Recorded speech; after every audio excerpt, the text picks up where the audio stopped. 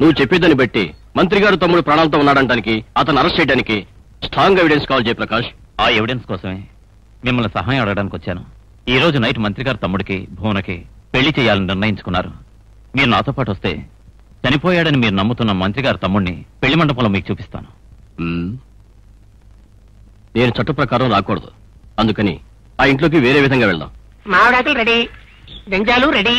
అది సరే గాని పెళ్లి మంత్రాలు నేర్చుకున్నావా? ఇందుకే మనం భజంత్రులు వేషం వేసుకున్నాను. నువ్వేమో పోలీసులకు భజంత్రులు వేషం ఇచ్చి మనం పురోహితులు అన్నావు. ఇప్పుడు మంత్రం గింత్రం నసపెడుతున్నావే. ఏంటయ్యా ఏదో యాసం గీసం మాట్లాడుతున్నారు? ఏం లేదు, పక్క ఊళ్ళో జాతర జరుగుతోంది. ఆ జాతరలో ఆటపాట అన్నీ ఉంటాయి కదా, అది పోయి చూద్దామన్నా. వీడేమన్నా అంటే ఆ వేషం నేనే వేస్తాను, దానికి అయ్యే ఖర్చు నాకే ఇచ్చామని అన్నాడు కదరా. అవును. ఏంటి ఇదే యాసం వేసి ఆడపోయేది? ఏంటి ఇది? ఇదే అంటుంది. నేనేమో దున్నపోతున్నా? కాక మరేంటి, నువ్వు వాడికి దొన్నపోతు గజ్జి కట్టి భరతనాట్యం ఆడినట్టు ఉంటుంది. ఆడాలంటే సన్నని నిన్నాడు కావాలి, పాడాలంటే చక్కని గొంతు కావాలి. అవును. ఓయ్ నన్ను అడగయ్యా, కోలాటం నుంచి కూచిపూడి వరకు ఏ ఊరాటైనా ఆడి 10 రకాల పాటలు పాడి అద్దరగొట్టేను. లేమంటే తిన్నగా వెళ్ళి ఏటుడికి పోయి ఒక్కదాన్ని వాడుకో. గుర్తు పెట్టు సత్తనావే.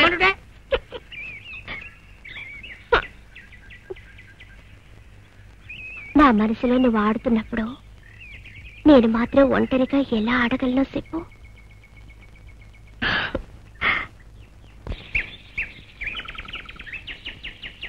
ఏమిటోనయ్యా, ఎక్కడో పట్టుపడతావని నాకు భయంగా ఉంది.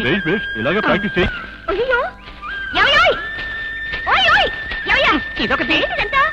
ఎప్పుడు గుడ్డు కొట్టించావు? ఏదో యాసం గేసం అంటున్నారనుకుంటే నిజంగానే గుడ్డు కొట్టించావే. ఈయన ఓ పిల్లకెట్టుకున్నాడు. ఏంటిదంతా? ఊరికే లొడలోడని వాగద్దు, ఇది పెళ్లి విషయం. వచ్చాక మాట్లాడతాం. ఓయ్ ఆగవయ్యా బోడిగుడ్డు. ఏంటి పెళ్లి గిలిని చెప్పేసి పోతున్నాడు? ఏంటి విషయం? అవును, పెళ్లికి వెళుతున్నావు. పెళ్లి కూడా కళ్ళు కప్పి పిల్లని కాపాడాలి, అందుకే వేషం. వదులు. ఎవరిదయ్యా పెళ్లి? ఎందుకు ఇలా దొంగేసాలు వేసుకుని పోతున్నారు? జమీన్ లో చిన్నమ్మకు వివాహం. అయ్యో దానికి ఈయన ఎందుకు వెళ్ళడం? పెళ్లి జరిగేదే జయప్రకాష్ తో.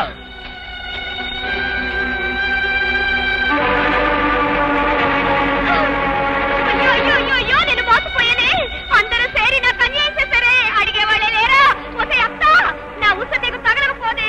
అయ్యో లేవే, అలా గొంతు చిచ్చుకుంటావే. గొంతు చించుకుంటున్నానా? నువ్వే నా కోడలివి, నేనే నీ ఎత్తనని ఆశలు పెట్టి 10 ఏళ్లుగా నన్ను మోసం చేశావు. ఇప్పుడు ఎవరితో కొత్తగా జమీందారు దొరికిందని నీ కొడుకుని దొంగ పెళ్లి చేసుకోమని పంపించావా?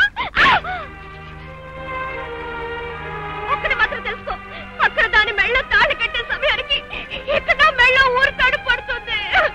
ఆ తర్వాత నువ్వు నీ కొడుకు చల్లగా ఉండండి.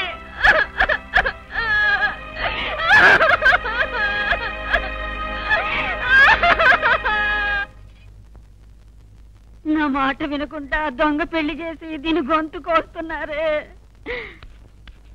ఇంకా రెడీ కాకుండా ఏం చేస్తున్నారు? టైం అయిందని తెలీదా? వాళ్ళ కటికేగా రెడీ అవ్వమంటున్నావు, సుఖంగా కాపురానికి కాదే. కమలా, నువ్వు కిందకు వెళ్ళు. వెళ్ళు. ధోనా, నువ్వు డ్రెస్ మార్చుకుని రెడీ అవు.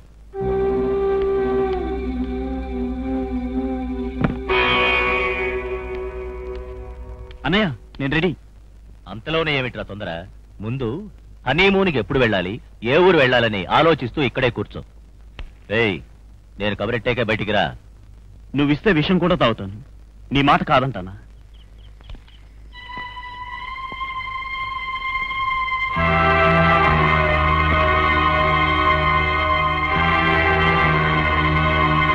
ప్రకాష్,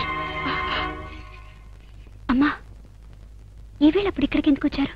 మా అబ్బాయిని మాయ చేసి దొంగ పెళ్లి చేసుకోబోతున్నావే, నాకు చూసిపోదామని వచ్చాను. ఏంటి నీ అబ్బాయికి నాకు పెళ్ళా? ఆ భాగ్యం నాకు లేకుండా పోయింది. మంత్రి గారి తమ్ముడికి నాకు పెళ్లి జరగబోతుంది. మంత్రి గారి తమ్ముడు ఎవరో తెలుసా? మీ ఇంటి ఆయన ఎవరిని హత్య చేశారని నేరస్తుడిగా జైలుకు వెళ్లారు ఆ కుమారే. ఏమిటి నువ్వు అనేది? అవును, నిజానికి అతను చావలేదు. ఈ విషయం నాకు మీ అబ్బాయికి మాత్రమే తెలుసు. కుమార్ని పోలీసులకు పట్టివ్వగలిగితే మీ ఇంటైనా విడుదలవుతారు. మీ అబ్బాయి సంతోషపడతాడు.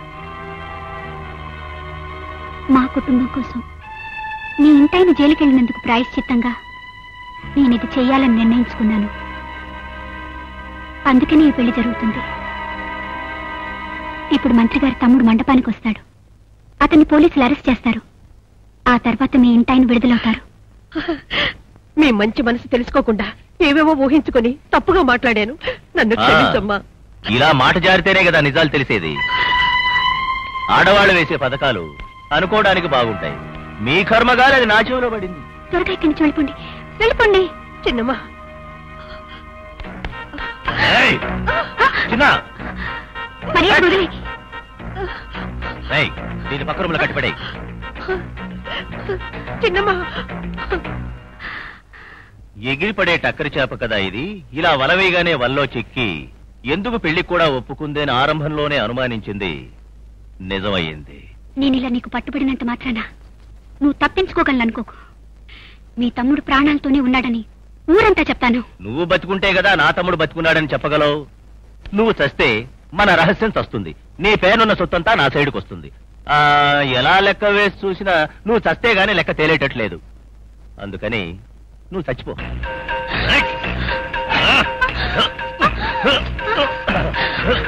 పథకాలు వేస్తావే, వైలోకల్లో వేసుకో పథకం.